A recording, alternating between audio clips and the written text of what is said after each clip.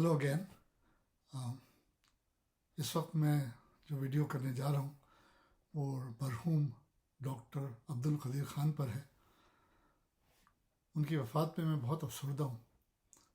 होता ये है कि जिन लोगों से आप मिल चुके हैं, जिन्हें आप जानते हैं, जिनसे आपकी बातचीत हुई है, जब वो जुदा होते हैं तो बड़ा सदमा होता है।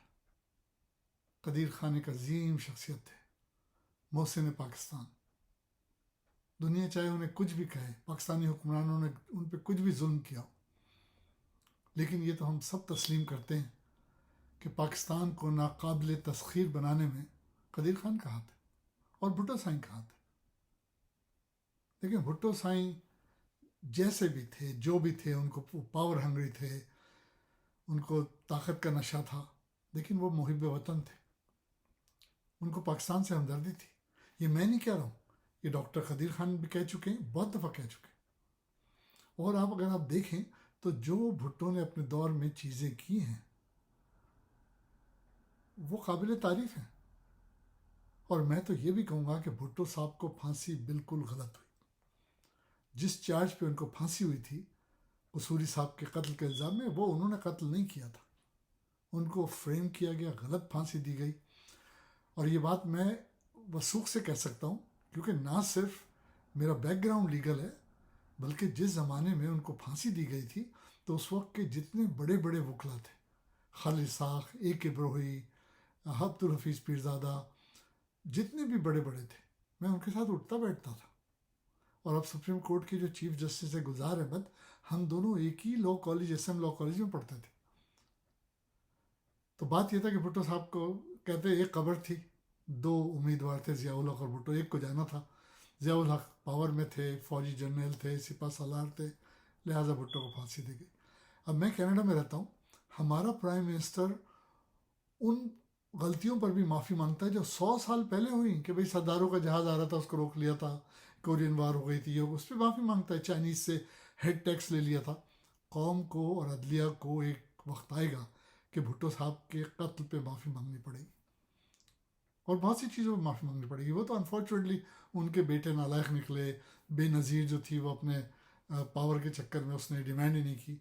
लेकिन अगर मैं पाकिस्तान में होता, और मैं अकीदत रखता भुट्टो साईं से, वो मेरे प्रोफेसर थे SM लॉ कॉलेज में, मैं कोशिश ज़रूर करता कि अदलिया उनसे माफ़ी मांगे, भुट्टो फैमिली से, जरदारी फैमिली से नहीं, चोर चक्कों से नहीं, भुट्टो फैमिली, सनम भुट्टो से माफ़ी मांगे कि वो गलती हो गई। इसी तरीके से मैं बात इसलिए कर रहा हूँ कि हमारी कौम मुर्दा परस्त है। अब्दुल कदीर ख़ान अगर पाकिस्तान को एटॉमिक पावर नहीं बनाते तो आप क्या समझते हैं आज पाकिस्तान इतना ताकतवर होता? कभी नहीं होता। उसके दुश्मन उसे गंदी नज़रों से देखते, आंखें दिखाते। लेकिन हमने अपने कौमी हीरो के साथ क्या किया? बड़ा अफसोस है। यानी उनकी वफात पे प्राइम मिनिस्टर नहीं शरीक हुआ, प्रेसिडेंट नहीं शरीक हुआ। Shame on you to, shame on you to. कौम का मोहसिन पाकिस्तान अपने मालिक हकीकी से जाके मिल गया, आपको जनाजे में शिरकत की तौफीक नहीं। और शेख रशीद जो ये कह रहा था कि इंतज़ामात देख लेना कुछ गलती, ये वो शेख रशीद है कि एक दफ़ा डॉक्टर साहब बता रहे थे कि मैं जाके अगली कुर्सी में बैठ गया किसी जलसे में, तो ये शेख रशीद मेरे पास आया, कहने लगा डॉक्टर साहब आप पीछे जाइए, ये वज़रा की कुर्सी है। अब ये लानती शेख रशीद, वज़रा तो आते जाते रहते हैं। कदीर ख़ान का जो मकाम है वो शेख रशीद का हो सकता है, उनकी जूतियों की खाक नहीं है वो तो। मैं कदीर ख़ान से सन 2000 में मिला, उनका मैंने इंटरव्यू किया ईस्टर्न न्यूज़ के लिए, मैंने छापा हुआ इंटरव्यू, मैंने उनकी रिकॉर्डिंग की इंटरव्यू की। उन्होंने जो बातें की, दिल आज भी रोता है। और वो बातें उन्होंने सिर्फ मुझसे नहीं की, उन्होंने जब उन पर पाबंदियाँ लगी, बच्चों से, बीवी से मिलने से मना किया गया, जब हुक्मरानों ने उनके साथ ज़्यादती की, तो उन्होंने उसका शिकवा हर एक से किया। उनको जब पता चला मैं कनाडा से आया हूँ तो उन्होंने कहा भाई जो मैं तुम्हें बोल रहा हूँ ये छापो वहाँ। आप सोचिए, मोहसिन पाकिस्तान जिसने पाकिस्तान को एटॉमिक पावर बनाया, उसकी पेंशन 4667 रुपीज़। क्या आप सोच सकते हैं? 5000 रुपये में आजकल तो वो दिहाड़ी वाला गुजारा नहीं कर सकता। आप उसको, उस अजीम शख्स को इतनी पेंशन देते रहे। कदीर ख़ान ने मुझे खुद बताया था, एंड इट्स ऑन रिकॉर्ड, उन्होंने कहा था सिवाय भुट्टो साहब के मेरी किसी ने कदर नहीं की। थोड़ी बहुत कदर ज़ियाउल हक ने की थी, लेकिन ये नवाज़ शरीफ, कहने लगा ये कमीना, इससे मैं मिलने के लिए जब भी जाता था फ़ोन उठा लेता था। اور تو اور بھٹو کی بیٹی بے نظیر نے ان کی سیکیورٹی ختم کر دی. مالی طور پہ وہ بیچارے بڑے مستحکم ہوتے تھے. آپ دیکھیں وہ یورپ میں کام کرتے تھے, ان کی باہر کی بیوی تھی, بہت بہترین جاب تھی ان کے پاس. وہ پاکستان کی محبت میں بھٹو صاحب کے کہنے پہ سب چھوڑ کے پاکستان میں آ گئے. اور بھٹو صاحب نے ان سے کہا تھا, یہ مجھے خود قدیر خان نے بتایا اور مجھے انہوں نے سرٹیفکیٹ دکھایا تھا بھٹو کا. بھٹو صاحب نے ان سے کہا تھا کہ خان صاحب ابھی میں آپ کو چند ہزار دوں گا اور گھر دوں گا رہنے کے لیے, آپ اس میں گزارا کر لو. جس دن آپ نے ایٹم بم ڈیلیور کر دیا پھر آپ ساری دنیا میں جا کے نیوکس بیچنا اور پیسے کمانا. اور بھٹو صاحب نے سائن کر کے دیا تھا ان کو. قدیر خان کہنے لگے کہ بھائی میں نے بھٹو صاحب سے کہا بھائی ایٹم بم کوئی مذاق تو نہیں ہے کہ 2 سال میں بن جائے گا, اس کو 20 سال بھی رکھ سکتے ہیں, پتہ نہیں آپ اس وقت حکمراں ہو یا نہیں ہو. تو بھٹو صاحب نے کہا میں as a leader of Pakistani government, as a prime minister president, جو بھی ان کی پوزیشن تھی, میں آپ کو سائن کر کے دیتا ہوں کہ ایک دفعہ آپ ایٹم بم بنا دو تو اس کے بعد آپ اپنا بزنس کر لینا. اب قدیر خان نے ٹیلی ویژن انٹرویو میں پاکستان کے ٹیلی ویژن پہ جیو کے ساتھ ایک دن میں یہ بات کہی تھی کہ میرے پاس کوئی پراپرٹی نہیں ہے, فائنینشلی مجھے بہت دھچکا لگا, گورنمنٹ نے ہیلپ نہیں کی, میری پینشن 5,000 تھی. اس کے بعد جب میں نے لوگوں نے ٹیلی ویژن وغیرہ میں نے بولا, بات حکومت تک پہنچی تو تھوڑے پیسے انہوں نے اور دے دیے.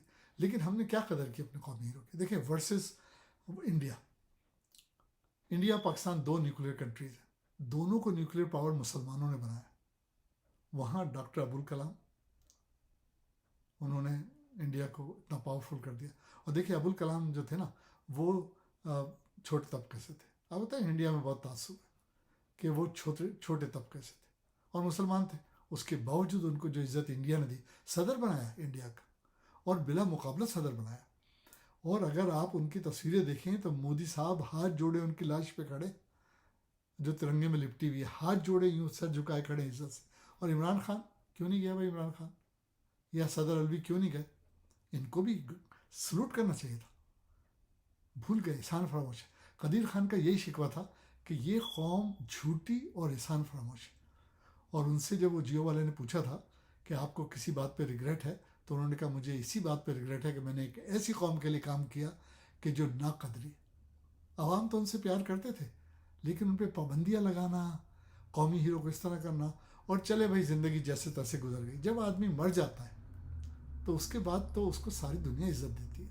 مجھے یاد ہے جب میں کینیڈا نیا نیا آیا تھا تو یہاں ایک چیز بہت بولی جاتی تھی, تو مجھے بھی کسی نے سنائی کہ بھائی you get to sit in کیڈلیک